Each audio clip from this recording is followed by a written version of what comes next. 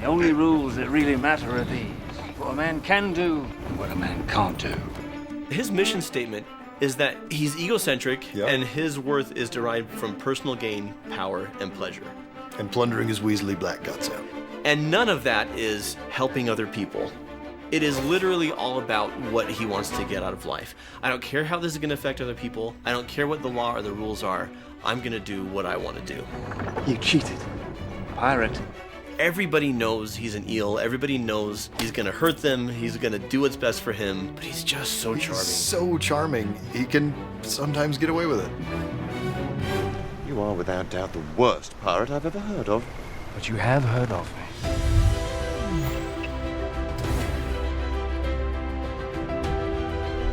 Hello and welcome to Cinema Therapy. I'm Jonathan Decker, licensed therapist, and I love movies. This is Alan Seawright, professional filmmaker who needs the therapy. And today we are diving into one of our Psychology of a Hero episodes. Would we call him a hero? Anti-hero. He's not a full-on villain. That's true. It's definitely not villain therapy. But he's not especially a good guy. Psychology of an anti-hero. Yeah, there we go.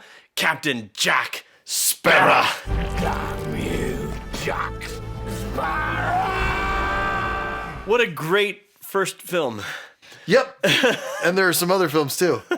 Welcome to the Caribbean, lad. And some of you are deeply hurt because you love them all, and you know what? Good for you. That's great. I'm very intrigued by Jack as an example of, he starts as a side character, he becomes a protagonist. I would diagnose him with antisocial personality disorder, which is usually something that you would diagnose a villain with, like just how movies are made. Oh, bugger. When I talk about antisocial, most people say that like, oh, I'm antisocial. What they mean is they don't like to socialize. Right. Or they're introverted. They're introverted. That's different. But when psychologists say antisocial, they're talking about behaviors that are impulsive, reckless, criminal, and have a high disregard for the feelings or outcomes or how it affects other people. They're called filmmakers. So we're going to take a look at Jack's trajectory across the films and see if someone with antisocial personality disorder can learn any sort of accountability to other people or empathy, etc., etc. Look. An undead monkey. That is a great question, because famously Jack Sparrow doesn't. And here we go. This is maybe the greatest character introduction of all time. If it's not the best one, it's in the top 10.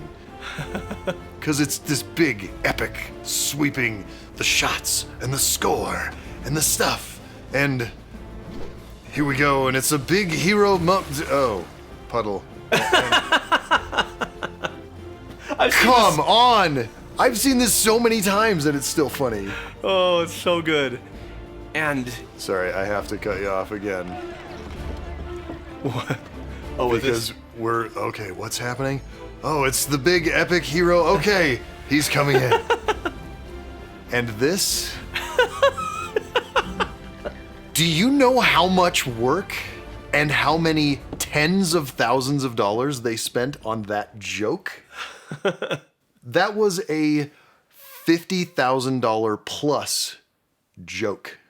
Worth every penny. And it was worth every bit. That's worth $10 million. Well, I mean, $10 million of the box office was just him, and then just like. And my favorite piece about that is the character building that it does. Yeah. He's in a crappy little boat and it is sinking. Everything is going wrong, and his arrival is just like, I planned this. Yeah. Well, he arrives like a boss. Like this is he's on top. Like he's just as proud of this as if he were. I am Captain Jack Sparrow.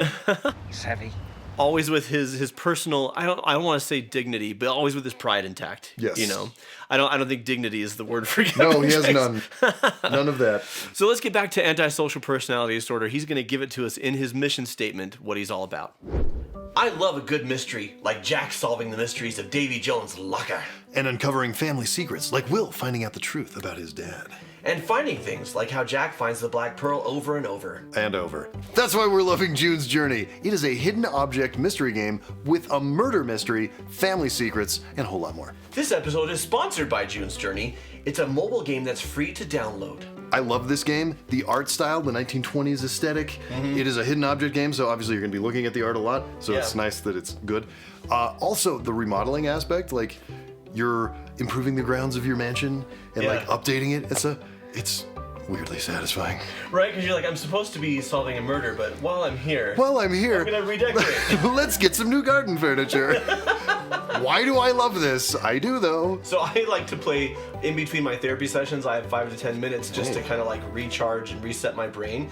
And so I like to pull it up, pick up where I left off, and I feel relaxed, I feel engaged, I feel distracted in like all the right ways. So when I see my next therapy client, I'm like, okay, reset, let's do this. I like to play when I'm on set and I'm supposed to be talking to the gaffer and the electricians. I just ignore them and pull up June's Journey. It is really zen, helps clear your mind of thought, except solving a murder. Download June's Journey for free by clicking the link below in the description. June's Journey is available on Android and iOS mobile devices, as well as on PC through Facebook Games. What's your name? Smith. Oh, Smithy, if you like. What's your purpose in Port Royal, Mr. Smith? Yeah, and no lies. Why then? I confess. It is my intention to commandeer one of these ships, pick up a crew and Tortuga, raid, pillage, plunder, and otherwise pilfer my Weasley black guts out. I said no lies. I think he's telling the truth. If he were telling the truth, he wouldn't have told us. Unless, of course, he knew you wouldn't believe the truth, even if he told it to you. Incredible performance from Johnny Depp. Those two guys don't get enough credit because you can't sell that joke without them being like, what? He wouldn't have told us. It doesn't work without them. The first Pirates of the Caribbean has what I call the Dark Knight problem. In that when you see the Dark Knight, you're so honed in on Heath Ledger because it's such a unique, legendary performance right out of the gate. Yep. That you don't really pay attention to. Aaron Eckhart's really good in that movie. Really Maggie good. Gyllenhaal, Michael Caine, Christian Bale, like Morgan Freeman, everyone's killing it. But Heath Ledger's just so He's so spectacular that you don't pay attention to anything else. Yeah. Pirates of the Caribbean, everyone thinks of Johnny Depp. Everyone's brilliant in that first Everyone's film. very good in the first movie. I will go to bat for Orlando Bloom and Keira Knightley, especially in that first film. They have great chemistry, and you need a perfect, when I say straight man, I'm not talking sexuality, I'm talking comedic. You need a straight man foil for all of Captain Jack's weirdness. Because if you've just got weirdness and then nobody reacts, it's like, well, I guess this is normal. It's wonderful, but his mission statement is that he's egocentric, Yep. and his worth is derived from personal gain, power, and pleasure. And plundering his Weasley black guts out. I mean, he lists off in rapid succession what he's all about. Yeah. And none of that is helping other people. No. Or behaving in a way that is at least responsible to other people. Right. It is literally all about what he wants to get out of life, which is, the pirate's code and the pirate's life.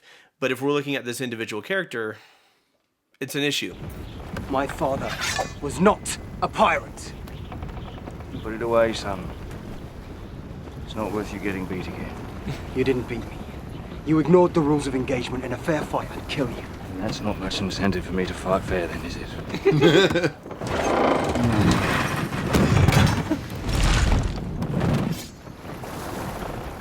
Now, as long as you're just hanging there, pay attention. The only rules that really matter are these. What a man can do, and what a man can't do. What? It's just so much fun. Not a lot of incentive for me to fight fair. Like, no, there isn't. It's like, you cheated, and he goes, Pirate. and we see when he's talking about the rules of engagement, like, Jack doesn't care about legal or ethical behavior. No. And once again, you could say, well, that's just a pirate. But that in the real world, that is a sign of antisocial personality disorder. Yeah. I don't care how this is going to affect other people. I don't care what the law or the rules are. I'm going to do what I want to do. Right. It's part of what makes him so refreshing, because that's not heroic in the slightest. That's not what we look for in our heroes, which is also why in the first film, Will's the hero. Oh, Will is absolutely the hero. He has an arc, he learns, he grows. Captain Jack Sparrow starts the beginning of the movie, he wants the Black Pearl. At the end of the movie, he wants the Black Pearl. Nothing changes. There is zero growth. The only thing that happens is events along the way to him getting the Black Pearl. Yeah. That's it. Yeah. Stop blowing holes in my ship! Something that we see that denotes antisocial personality disorder is Jack has a lack of concern for the needs or feelings of other people. Anyone. And a lack of remorse when he screws them over. Yep.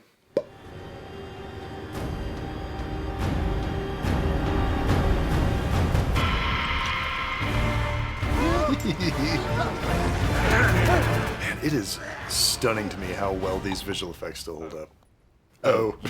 Debt to pay. You've been captain of the Black Pearl for 13 years. That was our agreement.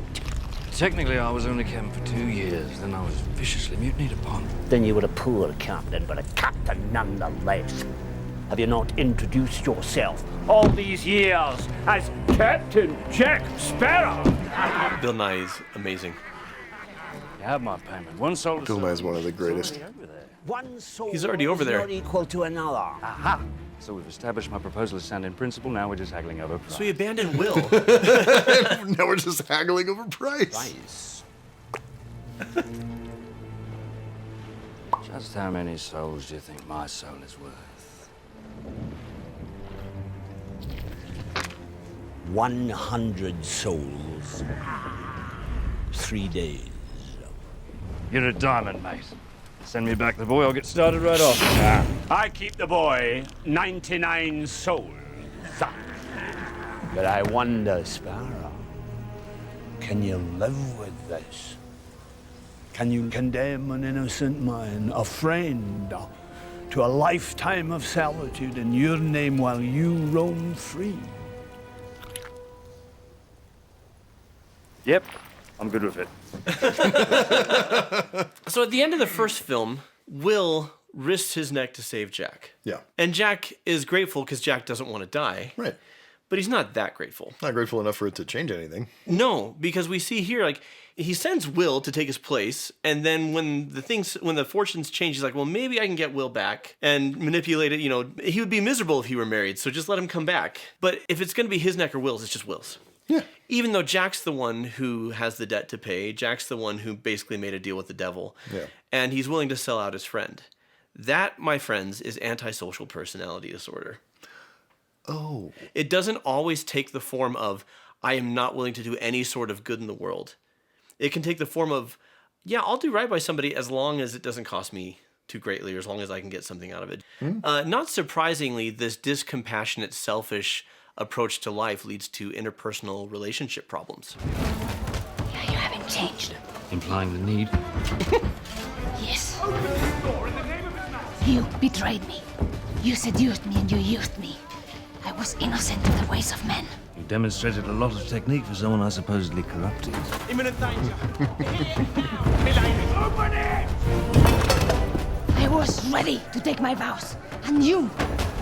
What were you doing in a Spanish convent anyway? Mistook it for a brothel. Honest mistake. See, you don't even like that movie. Nope, sure don't. So Can't get enough of Jack Sparrow. Most of us kept going back to these reheated leftovers, knowing that they weren't that good anymore, but he's just having so much fun. Here at Cinema Theory, we don't really comment on controversy or actors' personal lives or anyone's personal lives for that matter. The reason being, where would we stop? Well, and we don't know. Yeah. We don't know. We know what's in court records, I guess, but like... So, you know, we stand for people treating each other well. Yes. We stand for mental health. Yes. Where wrongdoing has been done, we oppose that. But we're about the art. Yeah. And so we're just going to leave it at that. We later learn that he actually had feelings for her, which he even has a hard time saying the word and everything. Yeah. No, not quite all the way to feelings. More like... All right, feelings, damn you. But he allowed his antisocial tendencies to get in the way. His manipulation, his deceitfulness, and the fact that he just uses and discards people. A man deserves that. And he's always just using charm to get what he wants. Everybody knows he's an eel. Everybody knows he's going to hurt them. He's going to do what's best for him. But he's just so charming. So charming. He can sometimes get away with it. You know, these clothes do not flatter you at all. It should be a dress or nothing. I happen to have no dress in my cabin. Jack. Charming and likable, and it's true for the character, and it's true for these people in real life, which is why we so often get hurt by them over and over and over again, because they're really good at pretending they're sorry. They're really good at showing fake remorse. They're really good at playing this role that's really got an angle. My tremendous intuitive sense of the female creature informs me that you are troubled.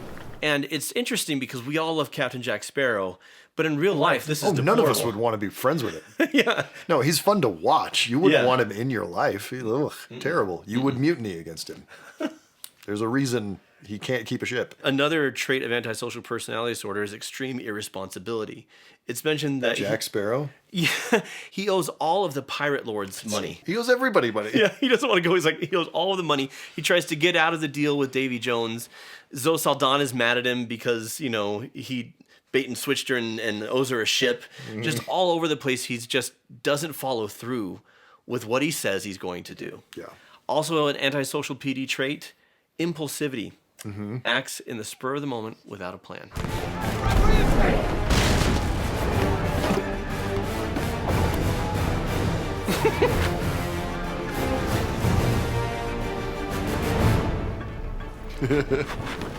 You're mad.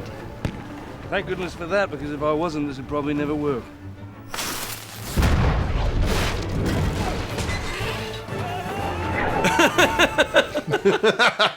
He should be dead. So many times over. And it just... Okay. Listen, I don't love Pirates 2 and Pirates 3. There are so many moments like that are brilliant. Cutting way wide on that shot and just having this little guy with his arms and legs just windmilling and Johnny Depp just going, "Ah!" Like it's a cartoon. And it's brilliant. Did everyone see that? Because I will not be doing it again. I watched these all with my kids, and now they all run like Captain Jack. Yeah, they do like this floppy thing and other characters are often, they're wondering whether he plans or whether he improvises. And it's confirmed in the fourth film in a conversation with Barbossa that he does in fact just make this all up. I have no idea what I'm doing. Or sometimes I just improvise. Oftentimes they're skilled enough at improvising. That's a big reason why they don't plan, because they're so used to things just panning out their way. Yep. This is made big in Pirates because Jack does stuff like that. And he somehow lands on a yardarm instead of just splatting. And in real life, someone with antisocial PD can start thinking, I am invincible. I am invincible! What would you do to help this man? Is he helpable? It's hard. It comes down to what you value, right? So, for example, I'm somebody who values relationships and I value integrity. And so if I discover that I've been acting outside of integrity without meaning to, then I want to make it right. Or if my well-intentioned efforts to do right by somebody actually end up in me hurting them, then I have motivation to shift course. Sure. With someone like Jack Sparrow, he doesn't have a lot of motivation to change. What he values is what he's getting. Right. He's getting a lot of casual sex. Like, I'm not knocking that, but he doesn't want connection.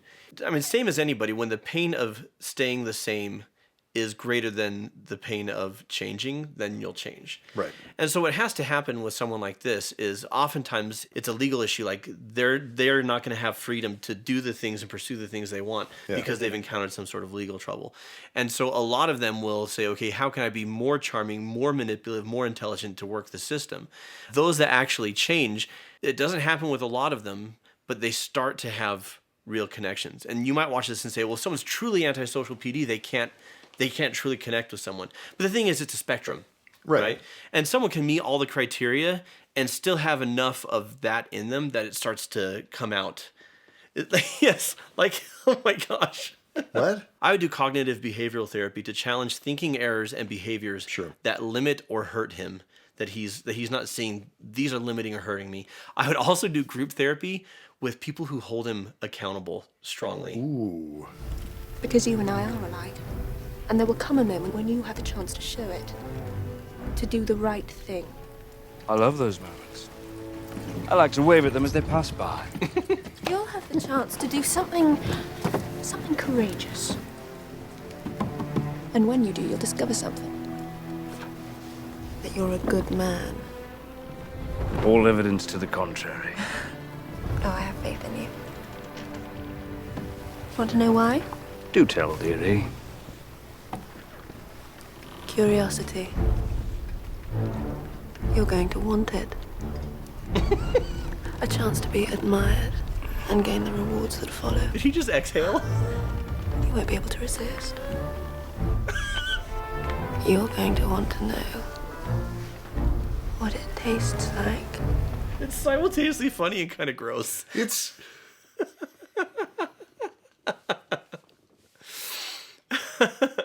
Elizabeth is doing a type of cognitive behavioral therapy here, though, because Jack's never... She's certainly deprogramming him. The only thing that works with Jack Sparrow is baser instincts. His libido. It's libido and the praise and adulation. He's never really considered doing the right thing because it hasn't appealed to him. And what she's saying is the love, the adoration, and what it feels like to do the right thing. That may be better than riches, which is all you've ever gotten, but not very often and not for very long.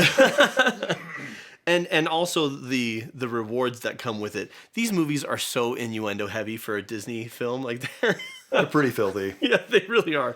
But what she's doing is she's planting in his head the idea that maybe there's a path and an avenue that he hasn't explored yet that's worth exploring. Yeah. Can I just take a moment to appreciate that I just learned from my friend that Elizabeth Swann basically seducing a dude was actually cognitive behavioral therapy. Yeah, it's not a type I could do and keep my license. Listen, buddy, I love you. It's not a type you could do. Wow. How many of you think that I could? Sound off in the comments below. Please don't. Yes, please just don't.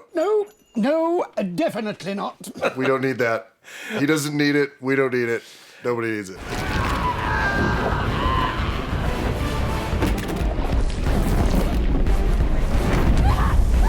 And he'd left in his boat. That's a hero shot for you.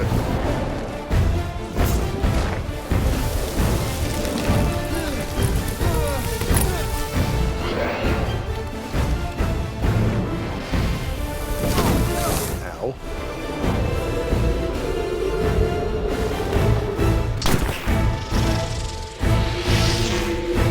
Remember before this shot had been done to death? Me neither. It still works here. It's fun. So why do you think he came back? I think Elizabeth Swann's very sexy CBT may have worked. Hey, look, there's hope out there for you antisocial personality disorder folks. Just find yourself an Elizabeth Swann. Well, he was half hoping that he could hook up with her if he did the heroic thing. But I really believe, like, when you see him in the lifeboat and he sees the attack happening, what he's looking at is his crew, and he goes back. And then, of course, she bait and switches him, and he dies a hero's death. Hello, beastie. One complaint that people have about these movies is that they were writing the script while the movie was ongoing, right? Like they'd already started shooting and they didn't have a locked script and whatever. And that's a common thing that, like, when a movie's a disaster, like, oh, they were still writing it while they were going. That also happens a lot in movies that are good.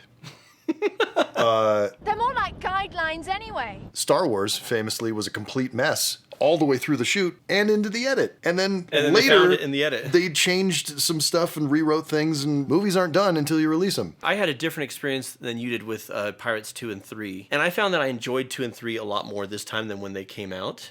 Interesting. I thought the storytelling was better than I remembered it being. There's still problems, but and I especially appreciated the direction. Like the direction was phenomenal, and I did not have the same experience you did watching them again. I watched them and was like, hey, Marvel showed us we can do this kind of thing, but it won't suck.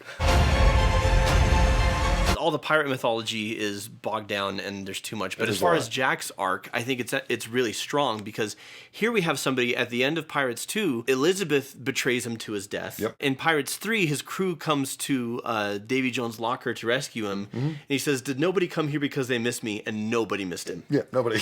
Why should I sail with any of you? 4 of you have tried to kill me in the past. 1 of you succeeded. Will, in Pirates 3, absolutely hates him. Yep. And what Jack is seeing, and this has a real life parallel, if I have antisocial PD, I may think I'm special enough and charming enough that I can abuse and mistreat people and they will always be there for me. I can get away with this forever. And Jack, his relationships with all of these characters and with Gibbs and everybody, I value them, but I don't care about them. I value them for what they can give me. I value them for their companionship, but he loses everybody because his selfish, manipulative deceitfulness finally catches up to him. He's like, fine. Nobody likes me, everybody hates me, I'll just be immortal. I'll just be Captain of the Flying Dutchman, where nobody can leave. But his conscience has been pricked by how he's mistreated everybody and how he's lost everybody because they don't like him anymore. And then we get to this. Tell me, William Turner, do you fear death? Do you?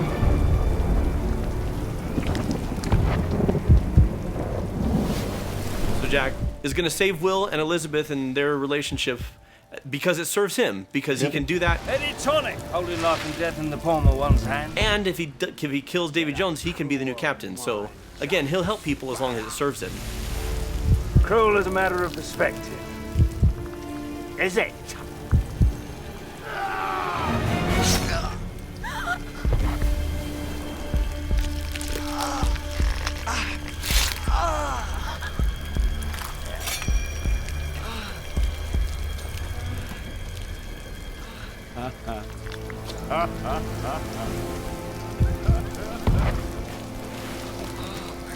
In a movie full of twists, that was actually one I didn't see coming, and I really liked it. Yeah. Stay with me. Well, and here's Jack. If he stabs the heart now, he can be immortal. Mm-hmm. But Will and Elizabeth are separated, and Will dies. Oh my gosh. Okay. Ugh. Just the makeup. I have like a weird amount of trypophobia, like the whole thing, and there's so many of the makeups in this movie just make me itchy. But this is the moment for Jack. He's always done the selfish thing. Yeah. And in the second movie, when he shows up to save the crew, it's heroic, but it's not entirely selfless. Because he's looking for glory. Animation on all of his face tentacles, like writhing. But here he puts it in Will's hand. And Will's gonna die and then come back as the captain, and Will's gonna live forever, and Jack just gave up his own immortality. Yep. So when does this work? In real life, like I said, it's tricky because a lot of times people with this disorder don't value relationships, and so you can't motivate them with relationships. But you can motivate them with their pleasures. You can motivate them with their personal gain. Sure. Or you can motivate them out of fear of legal trouble or things like that. Mm-hmm. In some cases, they fit all the criteria for antisocial personality disorder, but there is enough desire for human connection buried deep within there, which we discover with Captain Jack. Which is why the fourth and fifth films, while not my favorite, I do like that he's more of an actual hero in those movies. In the fourth one, he goes up in the lighthouse and he risks his neck to save everybody who's getting killed, right? And in the fifth film, he does right by Will Turner's son and reunites the family, and Jack is more heroic. To me, that's a natural extension of his arc that we see at the end of this film. Yeah. It does make him a little bit less interesting. It does, for sure. They still make $1 billion every time they make one. Maybe I'm wrong. Even though the films are a mixed bag, and some of you watching will say, no, they're not. I love every last one of them and good for you, but... Absolutely. Love them to death. That's great. But we are fans of Johnny Depp's portrayal and the character. So until next time. But you have heard of me. Why is the rum always gone? And watch really me. Bad eggs. Really bad eggs. Well played. We wish to thank our sponsors. No, our patrons. Melissa Miller. Courtney Elizabeth Sierra. Sarah H. Sam Watts. Chris Atkinson. You're all the real anti-heroes. Indeed. Cheers, mate. Don't forget to click the link below and download June's Journey today. You can go on a journey with June and solve a murder and have a fancy 1920s garden party.